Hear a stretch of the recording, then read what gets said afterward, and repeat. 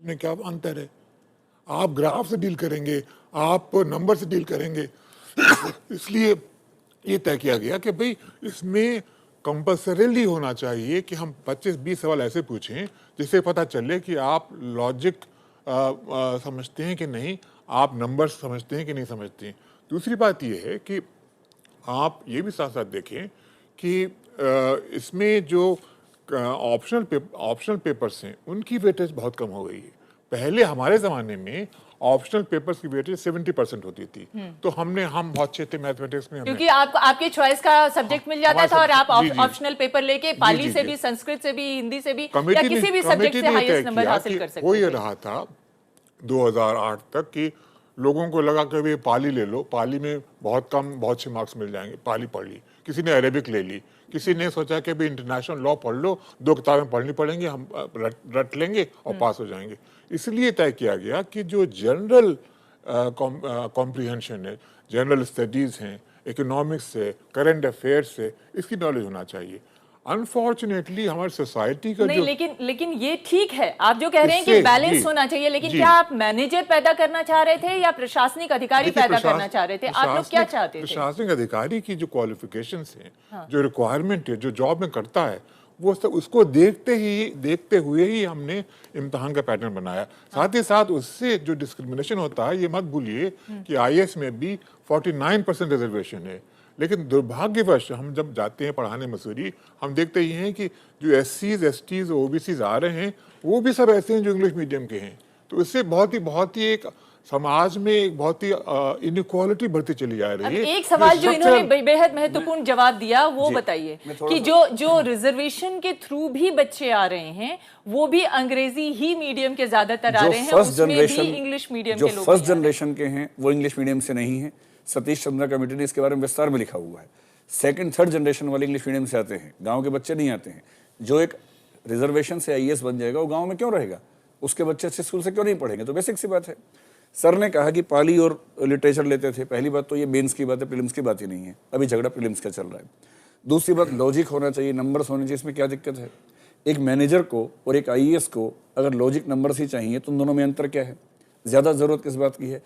KS. Chelam साहब ने हिंदू में लिखा, एम्पैथी की ज़रूरत है, सोशल इंटेलिजेंस की ज़रूरत है, सोशल अंडरस्टैंडिंग की ज़रूरत है। आप उसके क्वेश्चन 80 में से 6 पूछते हैं, रीजनिंग ज़्यादा पूछते हैं, मैथ ज़्यादा पूछते हैं, इंग्लिश ज़्यादा पूछते हैं। अगर इंग्लिश इतना ही जरूरी है, 20 सवाल पूछ रहे हैं ना, 10-20 सवाल ही तो 20 नंबर के तो सवाल पूछ रहे हैं इंग्लिश के। उसको इंग्लिश चाहिए, इसमें कोई डाउट नहीं। अगर इंग्लिश चाहिए, क्या उसको भारतीय भाषा नहीं चाहिए?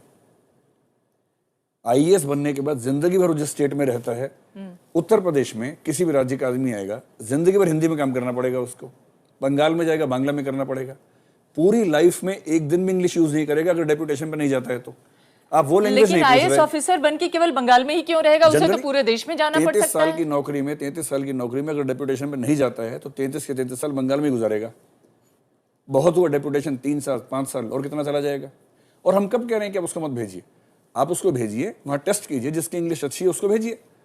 और जो आदमी आईएएस बनने के बाद 1 साल होते होते बांग्ला सीख सकता है, तमिल सीख सकता है, एक वही बच्चा जो इंग्लिश क्वालिफाइंग एग्जाम पास करके आया है मेंस में, तो अब आप ये बताइए, अंग्रेजी में अभ्यस्त नहीं हो सकता? ये मुद्दा तो बार बार होता रहा। अब ये बताइए कि जो सरकार ने समाधान निकालने की कोशिश की है, उस समाधान से न छात्र संतुष्ट हैं, न विपक्षी दल संतुष्ट हैं, न कोई दूसरी पॉलिटिकल पार्टी संतुष्ट है। अब ये मुझे बताइए, अब ये मुद्दा जो है यहाँ से बढ़कर भारतीय भाषाओं की लड़ाई के रूप में तब्दील होता जा रहा है, उसके बारे में केवल 2 बातें हैं। पहली बात, सरकार से 9-10 मांगे की गई थी, उनमें से 1 मांग मानी है, बाकी कोई नहीं मानी है।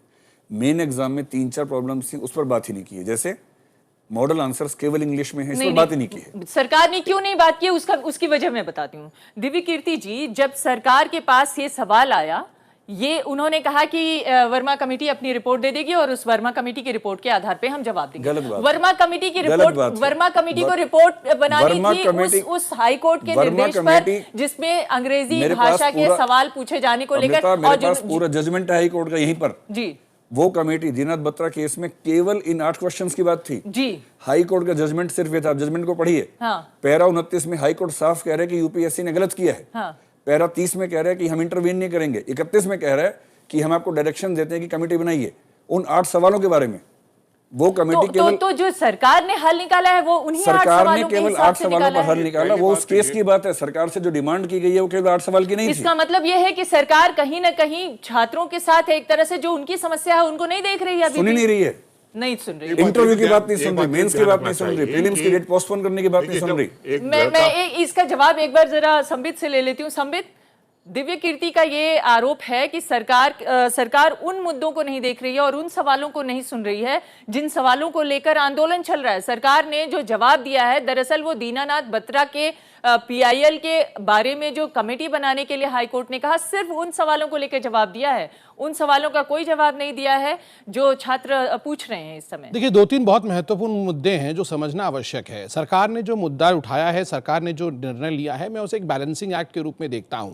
जिस प्रकार से कुछ दिनों से ये पूरा विषय एक लैंग्वेज का विषय बनता जा रहा था, सरकार को यह भी डर था कि 1960 के दशक में जिस प्रकार से एक लैंग्वेज वॉर पूरे हिंदुस्तान में हो गया था, कहीं उस प्रकार का एक स्नोबॉल न हो जाए। इसलिए अंततः सरकार को जल्दी से जल्दी एक निर्णय लेना पड़ा।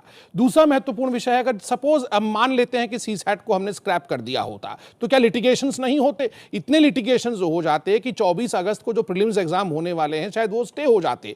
तो सभी विषयों को ध्यान में रखते हुए बैलेंसिंग एक्ट करना बहुत आवश्यक था। मैं आपको बताता हूं अमृता जी, अगर आप गेस्ट यहां चेंज कर दिए, स्टूडियो यही रहे, यहां आप अंग्रेजी के गेस्ट ले आए, तो मैं बोलता हूं बिल्कुल धारा ऐसा लग जाएगा कि व्यूअर को लगेगा मानो जो हम अभी डिस्कशन कर रहे हैं बेमानी है। तो स्वाभाविक रूप से जब कंफ्यूजन कंपाउंडेड होता है तो मध्यम मार्ग में चलना सरकार की विवशता होती है और यही होना भी चाहिए। तो सरकार ने मध्यम मार्ग को चुना है। एक तो लैंग्वेज जो वॉर हो सकता था पूरे हिंदुस्तान में, उसको रोका। दूसरा, एक भ्रम यह भी आ रहा था कहीं इंग्लिश को ज्यादा तवज्जो दी जा रही है हिंदी से, इस विषय को ध्यान दिया। और थर्ड जो महत्वपूर्ण विषय था, क्या इंग्लिश महत्वपूर्ण है या नहीं। इसलिए आप देखिए, दोनों हिंदी, इंग्लिश और वर्नाक्युलर लैंग्वेज में क्वालिफाइंग एग्जाम्स हैं, वो अभी भी हैं, आप उसको देख के आइए। एक बात मैं ये कहना चाहूँगा कि बहुत जल्दी परिवर्तन नहीं होना चाहिए, क्योंकि 18 साल की एज में आज लड़का तय करता है कि मुझे आईएएस में बैठना है और 7-8 साल मिलते हैं। अगर हम बार बार चेंज करते रहेंगे पैटर्न एग्जामिनेशन तो बहुत दिक्कत होती है। इसलिए मैं समझता हूँ कि जब तक हम हमको ये ना लगे कि जो सर्विसेज की रिक्वायरमेंट है वो ये जो सवाल पूछे जा रहे हैं इनसे मैच नहीं करती है, तब तो अलग बात है। लेकिन अगर हमने कमेटी ने तय किया कि जिस 12-13 जो सर्विसेज, मेन सर्विसेज हैं, उनकी रिक्वायरमेंट देखते हुए ये सवाल पूछे जाना चाहिए। लेकिन ये आप अपने बगल में बैठे दिव्य कीर्ति को नहीं संतुष्ट कर पा रहे हैं, तो हम कैसे दूसरों को और छात्रों को ये संतुष्ट करेंगे कि आप अन्याय हो रहा है। मैं जानता हूँ अन्याय हो रहा है, लेकिन हमने जो माना, हम जो मानते हैं, देखिए अन्याय के चेंज करने का तरीका ये है कि एजुकेशन की क्वालिटी बहुत अच्छी करनी पड़ेगी। तब तक ये लोग अन्याय झेलते रहे, उसके अलावा कोई इलाज नहीं है। ये गिनी पिग है, ये गिनी पिग है। गरीब लोगों का इनके ऊपर एक्सपेरिमेंट करेंगे। गरीब लोगों के साथ ऐसा हर जगह इतना अन्याय होता है। इसका मतलब एक्सपेरिमेंट होना ठीक है, आप कह रहे हैं साफ-साफ। मैं तो साफ-साफ कह रहा हूं कि एक बार कमेटी ने ये आप तय ये कर बताइए दिया कि फिजिकल फिटनेस भी जरूरी है इसके लिए। पहले क्यों नहीं करवाते प्रीलिम्स से पहले, उसको एंड में क्यों करवाते हैं? क्या इंग्लिश का टेस्ट एंड में नहीं हो सकता? प्रीलिम्स में करते ही 70% मेंस में नहीं दे सकते, आप उसको एंड में कर लीजिए, हटा दीजिए वहां पर उनको। लॉजिक रीजनिंग से किसने मना किया? संबित जी कह रहे हैं कि मैंने बैलेंसिंग एक्ट किया है और यूपीएससी ऑटोनोमस आप बता रही हैं, ये संविधान में लेके आया हूं। आर्टिकल 309, 3012, 320, 323 पढ़ लीजिए। साफ साफ लिखा है कि भारत सरकार तय करेगी सिलेबस क्या होगा और एग्जाम किस फॉर्मेट पे होगा, साफ लिखा हुआ सब। वो जो इनइक्वालिटी, मैं एक बात आखिरी बात कहना चाहूंगा, इनइक्वालिटी जो है और जो अन्याय है उसे समाप्त करना है। और अगर हम इस नतीजे पर पहुंचते हैं कि जो रिजर्व कैटेगरी के लोग आ रहे हैं वो भी इंग्लिश मीडियम के और एलिट क्लास से हैं, तो आप कर दीजिए कि हिंदी मीडियम वालों को, रीजनल मीडियम वालों के लिए ही 50% रिजर्वेशन होगा। आप कर दीजिए हिंदी मीडियम वाले, आप ये कह रहे हैं हिंदी, कि तमिल, तेलुगु वालों को बोलिए खेती करें, आईएएस के बारे में ना सोचें, उनके बस की बात नहीं है, अंग्रेजों का शासन है, यहाँ उनकी बात नहीं सुनी जाएगी, सीधा बोल दीजिए। मैं आपके ये जो संविधान के सवाल पे आऊंगी, उससे पहले मृदुला मुखर्जी हमारे बहुत देर से वेट कर रही है। मृदुला जी, आपने तमाम बहस हमारे स्टूडियो के मेहमानों की सुनी, क्या आपको भी लगता है कि जो सरकार ने समाधान निकाला है वो पर्याप्त है? सीसैट की जो व्यवस्था है वो ठीक है, या फिर उसमें बदलाव आपको लग रहा है कि जरूरी है? और अगर जरूरी है तो बदलाव का तरीका क्या होना चाहिए? जो सरकार निकाल रही है समाधान वो ठीक है या कोई और तरीका होना चाहिए?